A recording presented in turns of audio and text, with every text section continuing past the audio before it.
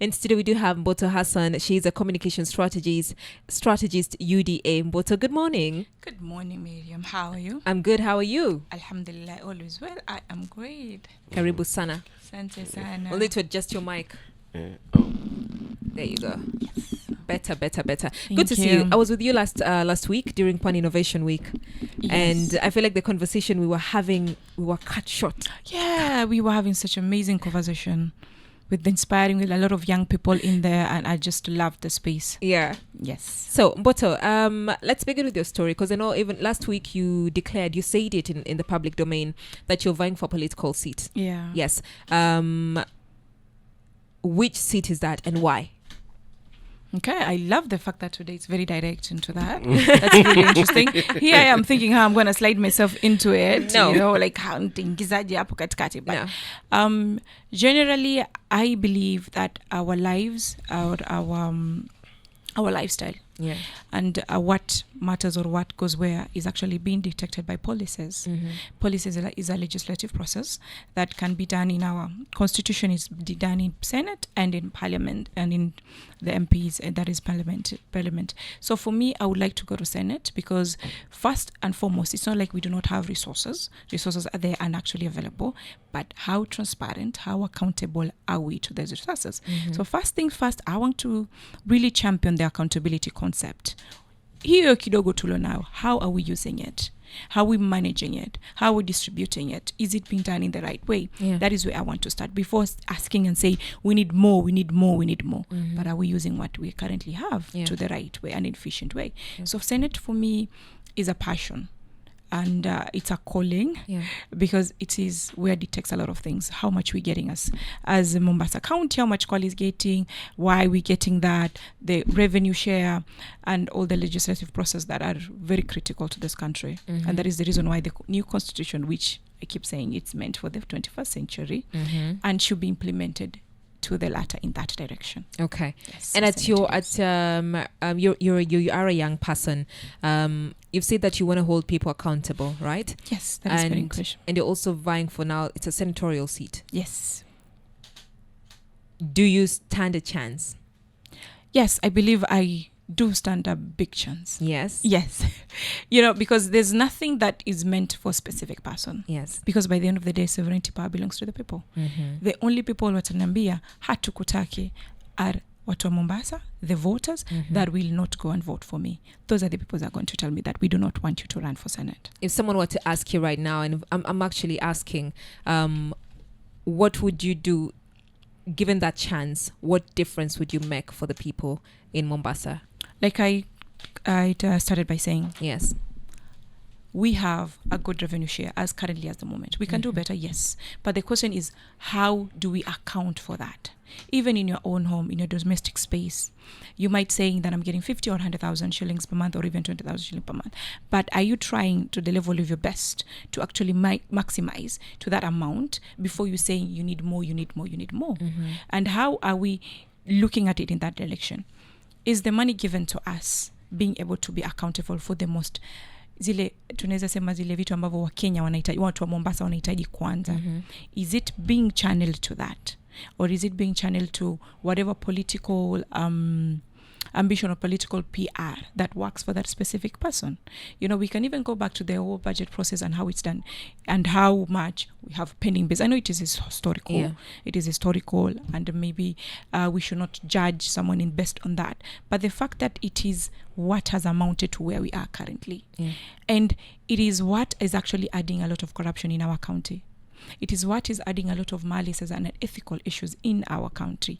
It's because we cannot be able to account for the little that we are given. Because now everything has been devolved. It has been devolved to the matter that it is not appropriate for us to start calling out on the president on a matter of in ECD issue.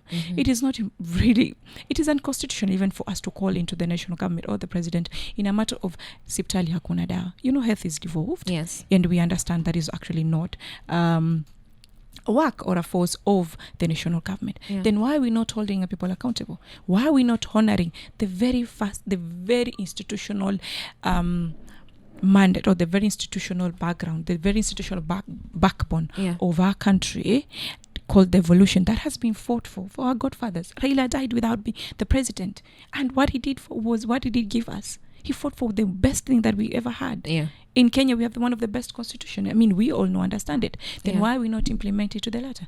In constitution, we have devolution. Our forefathers, whatever they were fighting for was devolution. I mean, in our county, I mean, in the Pwani, we were the forefront in fighting for devolution because we lived in the resources that we actually had enough for us to manage it so that we don't have to be in a central system. And if that is done, then how best are we doing it? How best are we implementing devolution? 10, 15 years down the line, how best are we doing it? Yeah. That is what should be questioning right now. We should be start questioning and actually internalizing even the MCAs and their process, because I feel like they get too much overwhelmed from things that are not under their jurisdiction, because Mwananchi expect so much on that. And if they were actually doing the work that is mandated for them in the county assemblies, trust me, even the governors will not have the kiburi of what they are currently doing right now. Yes. Okay. Anyway, wacha nikuulize sasa. Kwa umesema usenator.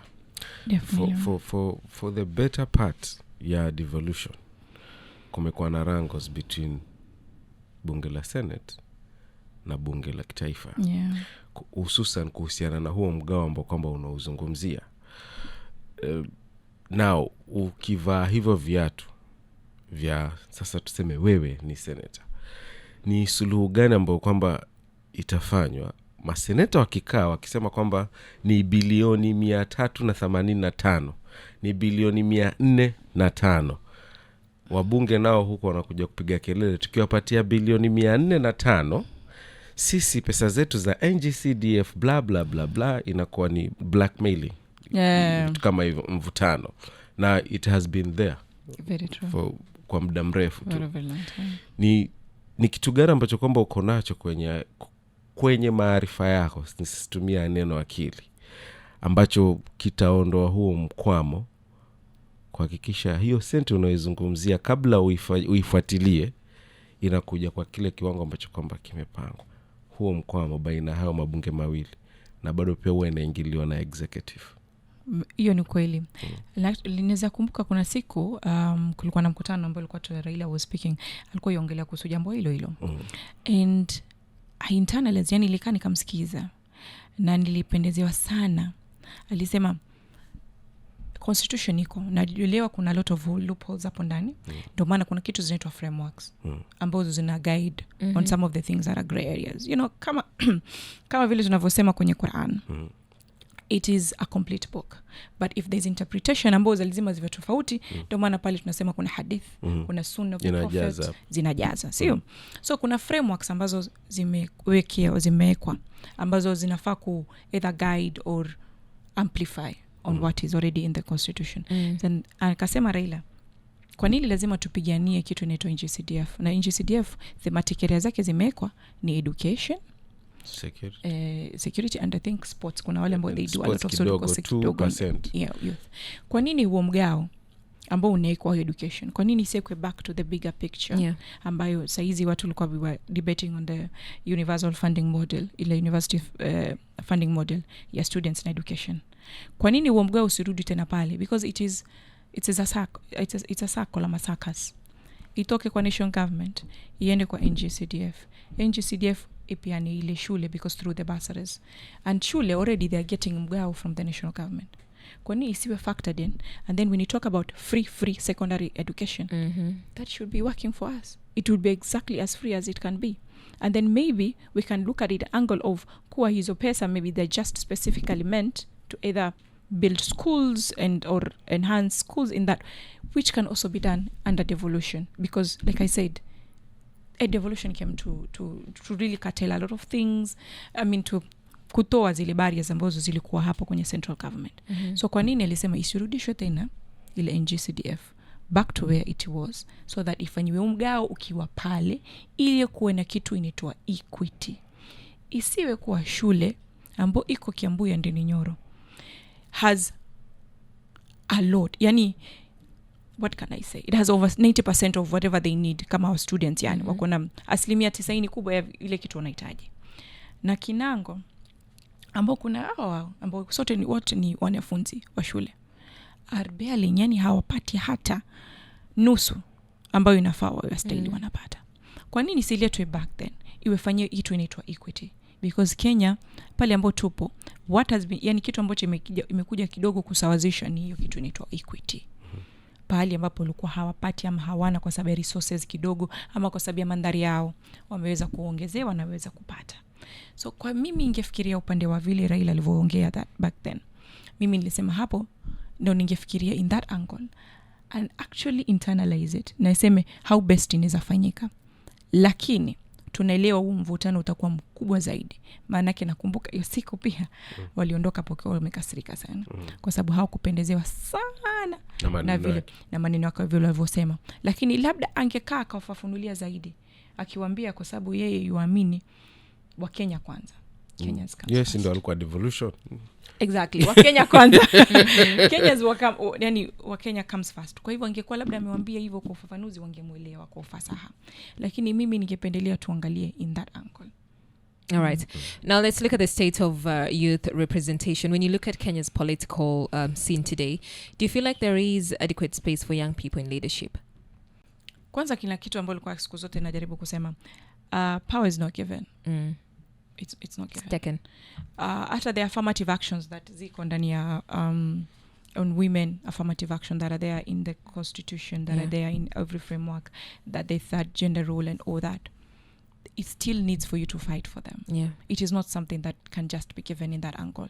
You need to be pouring into whatever technical expertise, whatever technical skill, in that element of leadership ambao waona itafaidisha the Kenyan mwananchi, the common mwananchi, or in your community for that area. So if that means tuwezi katuka, there's a mentality that we have as young people. We're too radicalized. Too radicalized in the point that we're actually seeing opportunity, but we rather talk back in the shadows. Mimi sasa hivi, by now I would have liked to heard about young people running for MCA seats, young people running for MP seats, young people running for, because they want to rally together. Yeah. But then we are the same young people that if I declared, na mimi nimesema nimedeclare, they're going to ask me, pesa ya macho iko wapi? Za macho unazo ama hauna? Kwa unazo za macho. Sawa. You should see my TikTok size. Questions, unazo za kutosha? Unazo za madera, ma t-shirt na nini? Exactly. Marigedi. I am barely in government. Like literally hata sijamaliza miaka 5. Barely in government. And my post ambayo nilopewa, it is for what we call directional. It's not operational. It's a strategic directional on how you should run organization. Basically that is my role. You sit and say and account for things. You sit in audit and say, this is not running right. Why are we failing? Why are we not making money? We should think about others ways of making money. I have not been bailing government for over at least 3 years. That is what I've been doing. So people expect me to have over 50 million, 60 million to run that sort of campaign. And let's be honest, that is why tukifika time ya kura, walonazo, na sisi tunaosema young people, we need to have this. Our young people don't have that kind of money. That is something lazima tukubali. And that's a huge barrier. It is a huge barrier. But then again, it's a mentality and a mindset issue. Kama mwataka kweli uadilifu, you want leaders who are actually ethical and are willing to give their all to that in order for the community to benefit, or in order for Kenyans to benefit. Yani Kenya first. What you barrier? Have to understand that they don't have that kind of money. And you see, money is huge, especially when it comes to campaigns, right? Yes. If you look at, and as I want you to speak to what challenges you're facing, rather what barrier you're facing as a young person, and then also other young aspirants, what they might face when they're trying to enter into politics. Well, ni hivyo. Kwanza utogopeshwa with the fact that angle utaweza kweli, wewe ni mdogo sana, subiri ungeanza kama MCA kwanza, alafu kuwe hapo, jaribu next time. You know, time is running out. Next time you'll be at 40, 45, 55. Then what's the difference? The youngest population hapa Mumbai, in Kenya as a whole, it's over 70%. The other barrier will face, of course, kwa sababu Kenya tumezoea pesa ni siasa ni pesa. Kwa hivyo siasa sio maadili, siasa sio mwelekeo vile unataka, yani how you are aspiring. Siasa sio mimi azma yako ya vile ambavyo unataka kubadilisha, Yeah. what you want to change. Siasa ni pesa, so waambie unazo pesa za kurun, na the expectations that even if you're running for an MCA seat, you will be able to fund people's education, you'll be able to fund people's medical bill, you'll be able to fund people's mazishi, matanga, harusi, you'll be able to fund people's day-to-day lifestyle. It's so funny that you say that. When you say siasa ni pesa, where did this mentality come from? I believe in the leadership that was not able to fulfill the ideology, so decided to use money instead. And then we believed that since we were not getting what we want, kama citizen, from the leaders that we elected, then we deserve at least pesa kidogo tu ya kwenda kuwapigia kura. So we're fueling that as Yes, citizens. we are fueling that. So then does a young person who does not have money even stand a chance?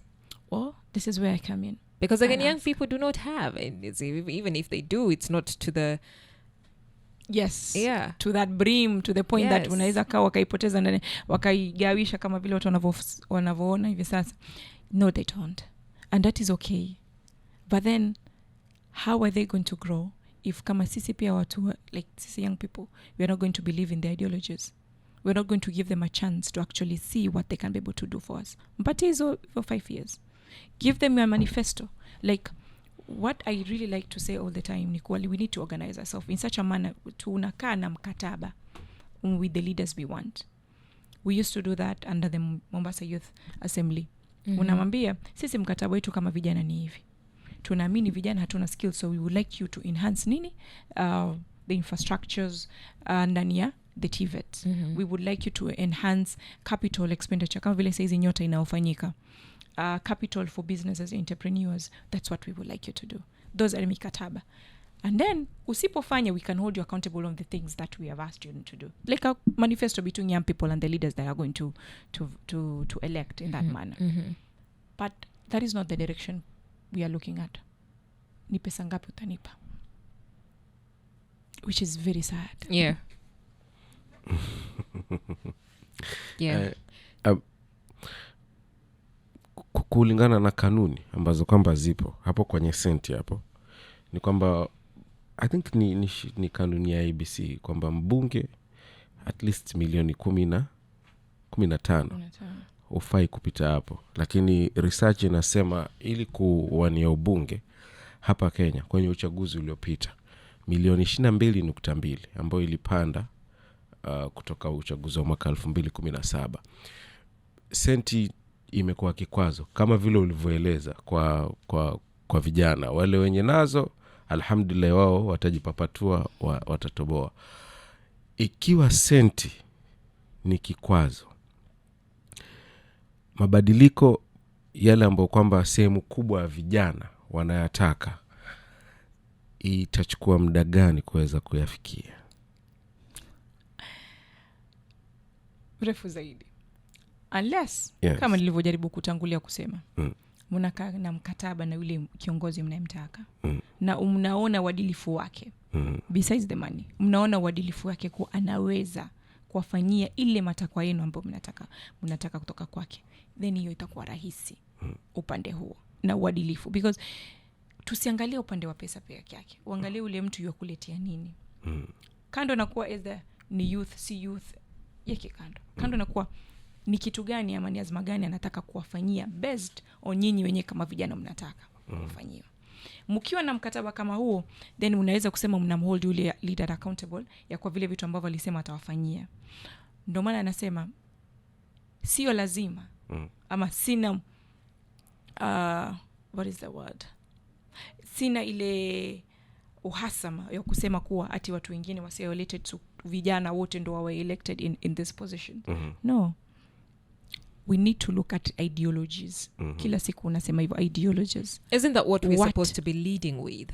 Yes, the ethical manake hiyo yeah, lead the good governance in that individual. That is what itakuwa na ripple effect. The corruption level itapungua, it will have a ripple effect. Ni manake hiyo pesa ambayo that is it is lost on corruption will have actually been taken back to development, ambayo ingekuwa inaweza kufanya mambo mingi sana ndani ya counties, ndani ya national government. Ndio maana nasema ideologies, ethical, good leadership, good governance comes first before age.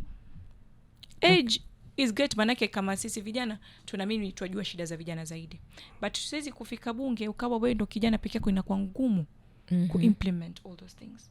So mkiwa wengi inakuwa rahisi because nyote mnakuwa mnafikiria the same thing, but at the same time it's important for us to try to jaribu na to put ourselves out there and actually ask other young people. It's not about an old leadership that has failed us. It's about good leadership. It has what has failed us. Today we're talking about the voter registration in the morning, and there's a story we talked about where the new registered voters in Kenya, so far we have 90,000, yes, right? 90,020 of them. Yes, 90,010. That is in Kenya. In Mombasa we had 8,000. 8,000 and something. Yes, 8,000 in Mombasa. And I said that's very low. That's very in cost, low. that is in cost. 8,000. Mombasa hapa ni 1,000 sijui ngapi. Yes, I was going to say that. Actually tumejaribu sana in Mombasa. In fact, Mombasa, we are like the second highest in Kenya. Like the first is actually Nairobi. Nairobi. Yes. What do you think about? What do you think about these figures? It's absurd. Yes, zinashtua. Manake wajaribu kufikiria kijana yuafikirie nini. Yeah. Because hapo hatuwezi laumu mama zetu, hatuwezi laumu baba zetu, because mimi naamini wamekuwa kipiga kura for the longest time. But sasa wajaribu kufikiria kijana yuafikiria nini kama hataki kwenda kuchukua kura. Hiki ndio kibali chake. Ndio haki yake kuu ya kidemokrasia ya kusema nataka huyu, sitaki huyu, nataka hivi ndio iniendeshwe kwenye hii nchi yangu. Lakini kama hatutaki kuchukua kura ama tuna uvivu fulani, mimi naendelea kufikiria, because that is the biggest campaign that I'm currently working on, is what is the barrier for you to take hii kura? Ni kipi kinachokufanya you don't want to take this vote? Is it the lack of leadership? Is it the lack of hope? Is the lack of mental incapacity ya kuwa mimi nitachukua kura ile siku ambayo najua nitaiuza, that sort of thing, like my vote is for sale, ama sitochukua kura because I no longer have hope in this in the whole electoral system and election process, or lack of leaders for that matter. What is it? And that's what we're talking about, because honestly, if you look at, first of all, 90,000 is a small number. And could it be that young people actually do not have hope in the electoral system? Is that why they're not going to get to register as voters? And then also, how do we change that? Because if we're looking at even past elections, right? In Kenya, our youth form the majority of voters, right? Yet the turnout is usually, it's very low. Very low. Very, very low. Why is that? And then also, how do we change this? Actually, the majority of voters that actually go and vote are women, 54%. Anything feminist about that? We agree on that. I have no problem. Upande wa kupiga kura, wao unaona wanajitokeza kwa zaidi, and young people don't, which is sad. Manake when we keep bragging, we are like the highest level, sisi ndo the 70% of the Kenyan population, alafu bado tunajirudisha nyuma sisi wenyewe by not exercising democratic right kama hiyo. Ndo kama nilivyokuambia, there are two things. One, eza kwata mtu atachukua ile kura, lakini ile siku ya kupiga kura, either he's selling that vote kwa sababu yeye yuamini short term, because ukiuza ile kura it's short term. You're not looking at the future. And hiyo ndio kitu ambayo imekuwa, kama ingekuwa baba zetu, mama zetu wamefikiria hivyo, do you think nchi ingekuwa imesimama vile imesimama hivi sasa? Hata na mashida zake zote zilizokuwa hapa ndani, ingekuwa imesimama vile imesimama hivi sasa? Lakini mama zetu believed in one thing, that this is the process ya to keep peace in our country. This is the process ya kufanya nini demokrasia ndani ya nchi yetu. Ndio sasa tunakaa tunajivunia hivi vitu vidogo ambavyo we are trying to take them for granted. Because it is that process of diligently you kama mwananchi exercising it. It is giving us good leadership, bad leadership, good leadership, pointers. It is giving us a sort of a status quo that people can amicably live in, wanaweza kuishi bila wasiwasi, Yeah. ama kuishi bila kuwa na hofu za vitu vingi. So kama sisi tunataka kubadilisha, we need to be able to take that kitu inaitwa kura and believe that it is important not just for hivi sasa but the future of our country. In the next 5-10 years, Kenya is not going to be 50 million Kenyans anymore. Kenya is going to be 100. And how are we going to justify that kama we did not set the pace of the foundation? Kama vile sisi tulikuwa set the foundation ya kukaa hapa na kusema we have freedom of speech, we have a freedom of expression, we have freedom of all these rights ambazo tunajivunia kuwa nazo. It's because people actually sat down and built a foundation that is capable for us to exercise them. So now it is up to us. What is our right, or what then we need to do? What is our purpose that we need to do? What is next for us do we need to do? We need to now sit back and understand the opportunities are already laid out for us. Yes, kila kitu kina mvutano. Every change has a bit of trifle na kukwazana, which is okay. But since we have already the foundations laid to us, are we actually utilizing these foundations? Are we utilizing these opportunities ambazo ziko hapa ili tupate kubadilisha the so-called uongozi that we want, the so-called aspiring leadership that we want? Are we taking this up? Kama kura yenyewe, kitu ambacho ni haki yako kama Mkenya, unakataa kwenda kuchukua. Unataka generation yako, maana kesi tunazaa tutakuwa na watoto, unataka waingie kwenye mrengo gani wa yani the formation structure ya hii Kenya. Ndio maana mimi na na nasema bila wasiwasi, bila shaka, na napiga mawe sana kuhusu hiyo. Young people lazima to join political parties. Kuna kitu inaitwa mentorship na guidance ambayo you go through and understand the importance of leadership position. Understanding the leadership, sometimes they have to take not popular decisions, but lazima wachukue decisions what is best for the people. It has been over and over again. Raila has showed us that he took decision what is most. It's not about popular decision, what is best for Kenyans.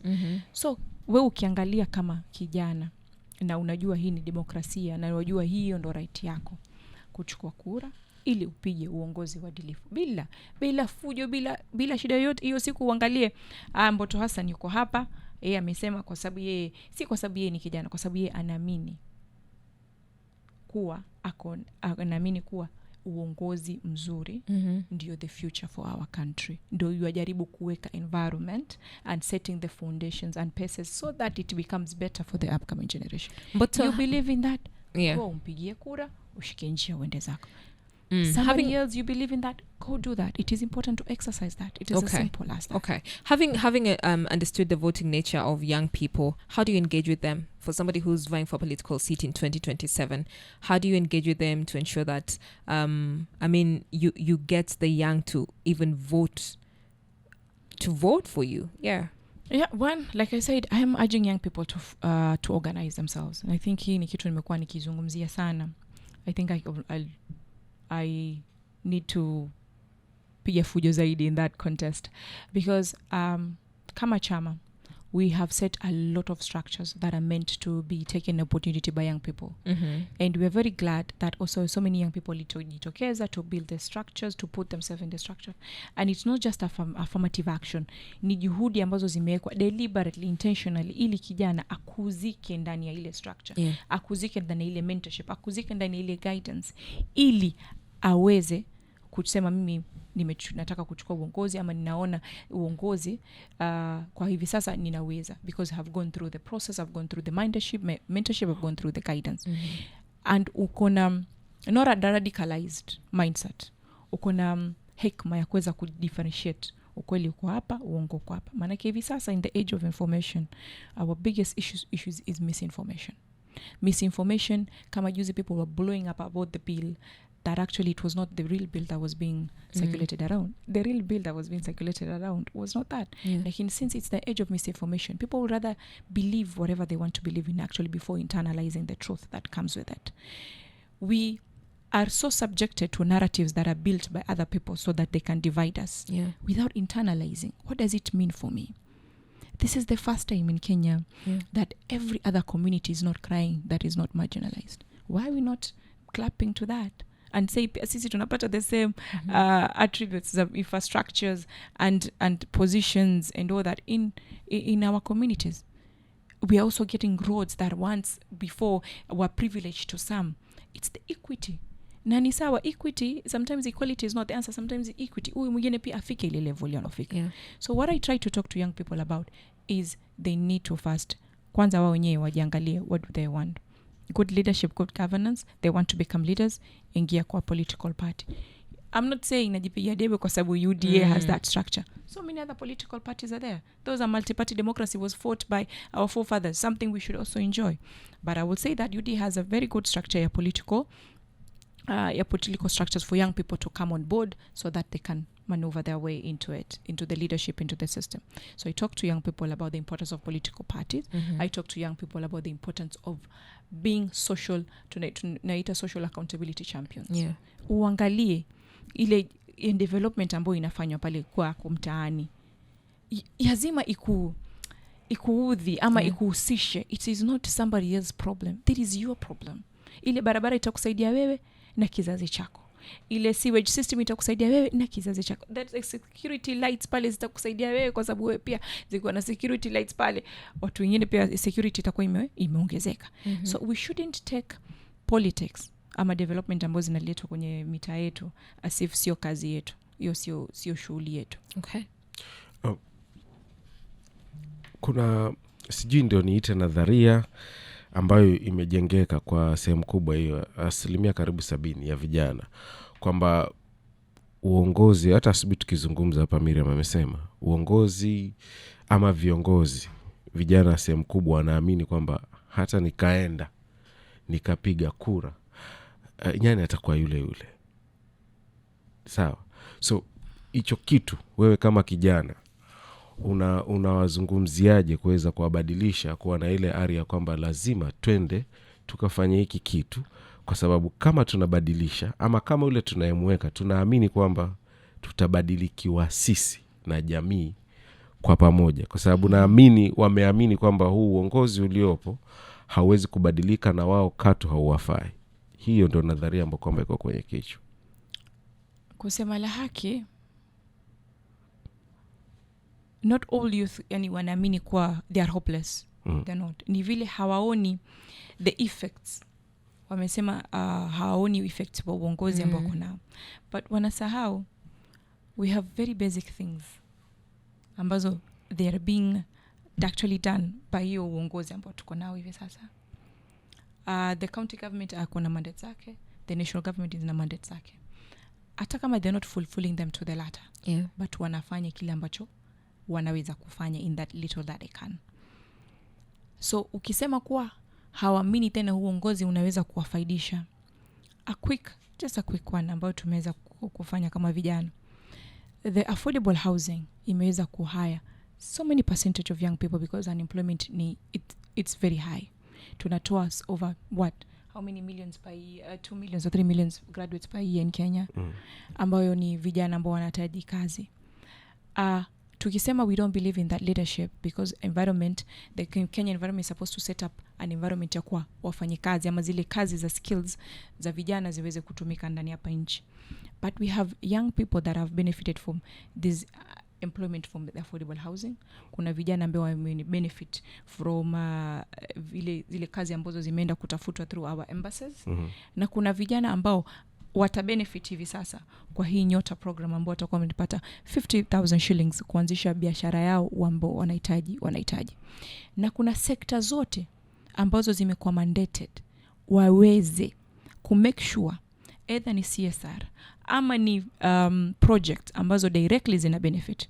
Sisi upande wetu wa kule tourism tumejaribu kutafuta wale vijana ambao they're in the digital spaces and tuweze kuuza vipaji vyao in that angle and also monetize the things that it can be to do. Now Mboto, swali linakuja, if hivyo vitu vyote viko, hii disbelief ya baadhi ya hao vijana inatoka wapi? Radicalization. By who? That is where I was coming in. When you say radicalization, where is that coming from? That's heavy. That is very heavy, but it is the truth. Who's radicalizing the youth?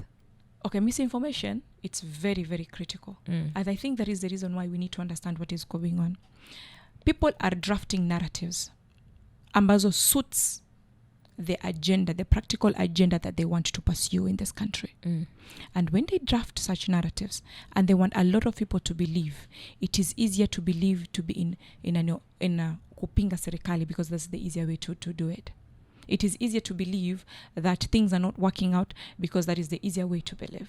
We'll also want to believe the negative. But no one wants to acknowledge that we have a lot of good things that are also happening.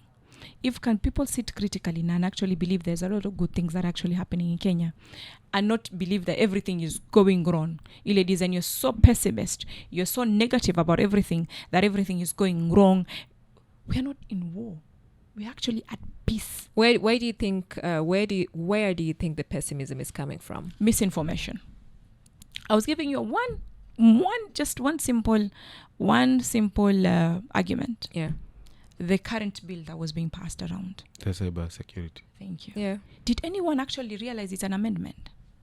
Yeah, we know. Yes. Yes. It is an amendment. And the actual amendment was only clause 27. Mm-hmm. Yes. And that bill has actually been existing. True. And then why are we saying kuwa that bill now, the fact that it has amended one part which actually iko benefit kwa nani yule mwananchi. It benefits the mwananchi. So that the content that is put out there does not lead to suicide. The content that is lit out there does not lead to cyberbullying. The content that is out there does not mislead Kenyans. The content is out there. Ikona websites are child pornography and all those kind of things. Inastopishwa until investigation actually realizes is your website is not child pornography. Is that kitu ambayo unafanya is not child pornography. Inastopishwa kwanza, and they investigate and actually find out whatever you are doing. Mbona watu wanakuja na misinformation, wanasema mtakuwa mnaangaliwa online, mtakuwa muna WhatsApp admins mnaambiwa this also. You've said, I want to take you back to what you said when you say radicalization, and I asked who is radicalizing the youth, because radicalization that's a big word. It is a big word. What does that mean to you when you say youths have been radicalized? It means that we no longer want to believe on the things we're actually seeing. Yeah. And we want to be negative about everything. So you do you believe that the Kenya Kwanza government, or the UDA, actually Kenya Kwanza government, do you believe that everything that they have done has been good for the people? Yes. Let me just give you another example. Nakumbuka SHA ilipoanza. Yeah. We had a lot of noises. Unakuja sasa twende. A lot of noises. Hizi kulikuwa na fujo nyingi. Yes. Maybe the piloting was done way too quickly. The piloting was done with not a lot of the stakeholders onboarded.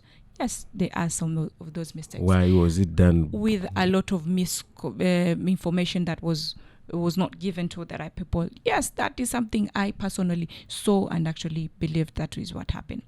But then the whole concept of social health authority, but because the actual name is Taifa Care, was the journey to universal health care. Something ambayo mulisema sisi kama wananchi wa Kenya through the manifesto ambayo iliko kwenye Kenya Kwanza na the promises that the president made, and of course pia kuna charters about the president went around in every region. Hakuna region hakwenda, hakuna county hakwenda. Kiuliza ni nyinyi mwataka niwafanyie. And one of the things we actually said is we have a health problem. We have health issues. We want the president to tackle the health issues. Sasa we wanted the president to tackle health issues. And the journey to universal health care is what now built the whole revolutionizing the social health authority. Because what was there, it was not benefiting all Kenyans. It was not benefiting every mama mboga and every hustler that was out there. It was meant for the civil servants, people who actually have money, and self-employed people who were there. It was not benefiting them.